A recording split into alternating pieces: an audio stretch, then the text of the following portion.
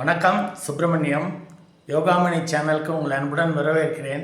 இன்றைக்கி சமையல் குறிப்பில் நம்ம பார்க்க போகிறது சப்பாத்திக்கு தொட்டுக்கிறதுக்கு தால் ஃப்ரை எப்படி செய்கிறதுன்னு பார்க்கலாம் வாங்க.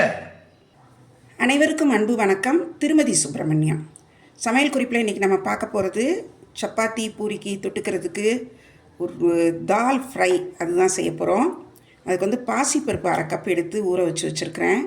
அதே மாதிரி துவரம் பருப்பும் ஒரு 1/2 கப் எடுத்து ஊற வச்சுருக்கிறேன். இது என்ன 1/2 கப்புன்னு சொல்கிறேன், நிறைய இருக்கிற மாதிரி இருக்குது. 1/2 கப் தான் போட்டேன்.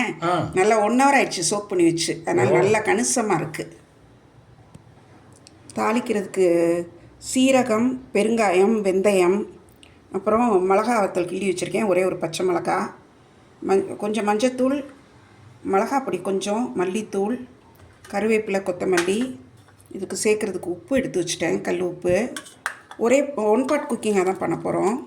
கொஞ்சம் கிச்சன் கிங் மசாலா, வெங்காயம் பொடியாக நறுக்குனது ஒரு 3/4 கப் இருக்குது. தக்காளி ஒரு பெரிய தக்காளியாக இருந்தது, அதை நறுக்கி மிக்சியில் விழுதாக அடித்து எடுத்து வச்சுருக்கிறேன். அடுப்பில் ப்ரெஷர் பேன் வச்சுருக்கிறேன். அதில் கொஞ்சம் எண்ணெய் ஊற்றிருக்கிறேன். இந்த வெந்தயம், பெருங்காயம், சீரகத்தை இதில் போட்டு பொரிய விடுறேன். மிளகா வத்தல் ஒரு பச்சை மிளகா, அடுத்தது கருவேப்பிலை, கொத்தமல்லி, இஞ்சி பூண்டு விழுது அது தாராளமாக ஒரு ஸ்பூன் போடுறேன்.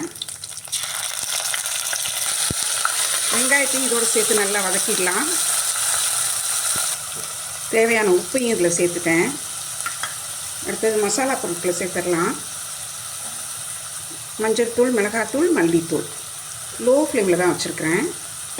அதோட கொஞ்சம் கிச்சன் கிங் மசாலா. வெங்காயம் நல்லா வதங்கி மசாலாலாம் சேர்ந்து எண்ணெய் பிரிஞ்சு வந்துருச்சு. இப்போ இந்த தக்காளி பியூரி இதில் சேர்த்துடலாம். ஊற வச்ச துவரம்பருப்பு, ஊற வச்சுருக்கிற பாசிப்பருப்பு, இது ரெண்டுமே நல்லா ஒரு 1 ஹவர் சோக்காக இருந்தது. நல்லா களைஞ்சும் எடுத்து வச்சுட்டேன். எல்லாம் சேர்த்து இன்னும் கொஞ்சம் தேவையான அளவு கொஞ்சம் தண்ணியும் சேர்த்துருக்குறேன். குக்கரை மூடி வெயிட் போட்டு விட்டுறலாம். இது நல்லா அந்த பருப்பெல்லாம் நல்லா குழைய வேகிற அளவுக்கு விசில் வர விடணும். குக்கர் ஒரு 4 விசில் வர வச்சுருந்தேன். ப்ரெஷர் நல்லா ரிலீஸ் ஆகிடுச்சு.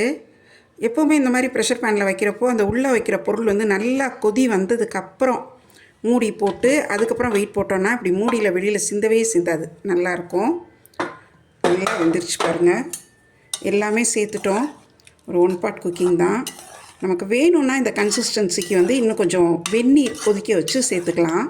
இப்போ இதை எடுத்து பரிமாறிடுறேன்.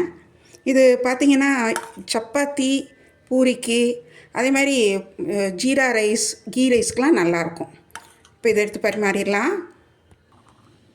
நல்லா வாசனையாக இருக்குது, நல்ல டேஸ்டியாக இருக்கும். இது சூப்பரான தால் ஃப்ரை ரெடி ஆகிடுச்சு.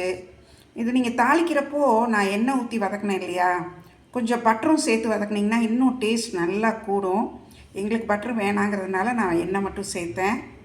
பட்டரும் கொஞ்சம் நெய்யும் சேர்த்தா நல்லா இன்னும் டேஸ்ட் ரொம்ப ரொம்ப நல்லாயிருக்கும். செய்து பாருங்கள், எப்படி இருந்துச்சுன்னு சொல்லுங்கள். இந்த வீடியோவை லைக் பண்ணுங்கள், ஷேர் பண்ணுங்கள், எங்கள் யோகாமணி சேனலுக்கு சப்ஸ்கிரைப் பண்ணுங்கள். நன்றி, வணக்கம்.